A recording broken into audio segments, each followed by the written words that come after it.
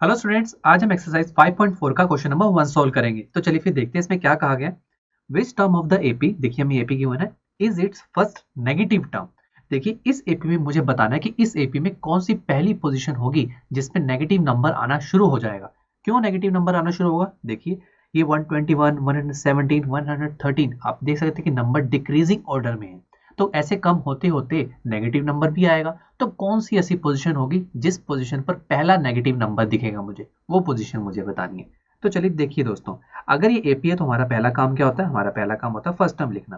तो इसकी first term क्या है? देखिए दोस्तों 121। उसके बाद देखिए कॉमन डिफरेंस डी निकाल लेते हैं, जिसके लिए कोई भी टर्म आप पिक कर लीजिए। 117 पिक करते हैं, इसे पहली वाली टर्म दैट इज 121 इसे माइनस कर देते हैं, तो हमारे पास आंसर आएगा -4। हमें क्या निकालना है? किस पोजीशन? पोजीशन मींस मुझे एन निकालना है दोस्तों। ठीक है, तो देखते हैं हमारे पास एन टर्म ऑफ एपी का फॉर्मूला है, इसे देखते हैं क्या हम एन निकाल सकते हैं। देखिए क्या हमें ए एन पता है?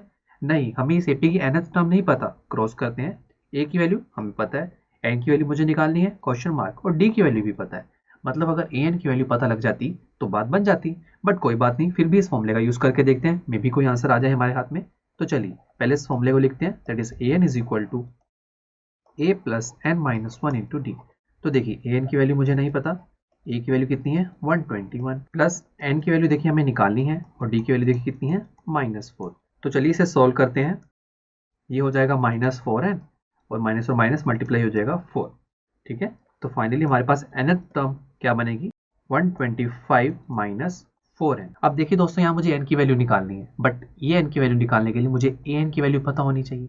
तो दोस्तों आपको an और n के बारे में अच्छे से पता होना बहुत जरूरी है, तभी आप ये क्वेश्चन सोल्व कर सकते हैं। देखिए क्या मैंने आपको ये बताया कि इस एपी में मुझे एक ऐसी पोजीशन बताओ जिस पोजीशन पर नेगेटिव नंबर्स आने शुरू हो जाएंगे, और वो पोजीशन क्या है? n। और ए एन क्या है? उस पोजीशन की वैल्यू। अब देखिए उस पोजीशन की वैल्यू क्या होगी? नेगेटिव ही तो होगी, बिकॉज एन क्या है? उस नेगेटिव नंबर की पोजीशन। इसका ये मतलब है कि अगर एन मेरे पास 10 आ जाए, मान लीजिए 10 आ गया, तो उसका मतलब है A10 मेरे पास कोई नेगेटिव नंबर आने वाला है, बिकॉज 10 क्या है? 10 एक ऐसी पोजीशन है इस एपी में जहां से नेगेटिव नंबर स्टार्ट हो जाएंगे।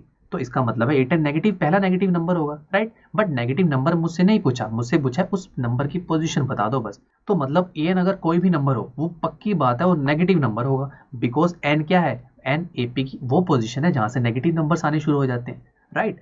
तो इसका ये मतलब हुआ कि एन की वैल्यू हम क्या ले सकते हैं? Less than 0। वैल्यू नहीं पता, बट वो पक्की बात है नेगेटिव होने वाला है। तो देखिए अब आप एक एन की वैल्यू पुट कीजिए, that is 125 minus 4n is less than 0। ठीक है फ्रेंड्स, तो देखिए क्या होगा? 125, 4n को देखिए हम ले जाते हैं राइट हैंड साइड, ये हो जाएगा। ठीक है, यहाँ से देखिए हम ऐसे भी लिख सकते हैं ना इसको, सेम बात ही है, बिकॉज हमने उस साइन को ओपन तो फॉरेन की तरफ ही रखा हुआ है। चलिए अब उसके बाद देखिए n की वैल्यू निकाल लीजिए, that is greater than 125 upon 4। इसे सॉल्व कीजिए तो आपके पास आंसर आएगा 31.25। तो देखिए दोस्तों ये बात तो मैंने आपको बताई हुई है कि जो पोजीशन है नंबर की या टर्म है वो कभी भी पॉइंट में, मतलब डेसिमल में या फिर नेगेटिव में नहीं हो सकती।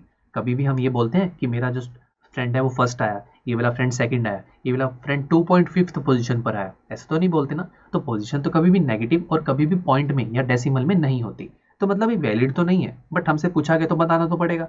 तो अप्रोक्सीमेट बताते हैं, 31.25 को हम अप्रोक्सीमेट क्या लिख सकते हैं? 32। तो मतलब अब हम यहाँ ये कह सकते हैं कि जो हमारे पास एपी गिवन है, इस एपी में अप्रोक्सीमेटली 32nd पोजीशन होगी जिस पोजीशन से नेगेटिव नंबर्स आने शुरू हो जाएंगे।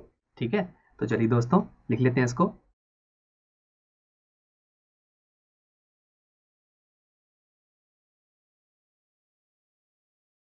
ओके फ्रेंड्स, चलिए अब नेक्स्ट लेक्चर में क्वेश्चन नंबर 2 को सॉल्व करेंगे, तो फिर मिलते हैं नेक्स्ट लेक्चर में।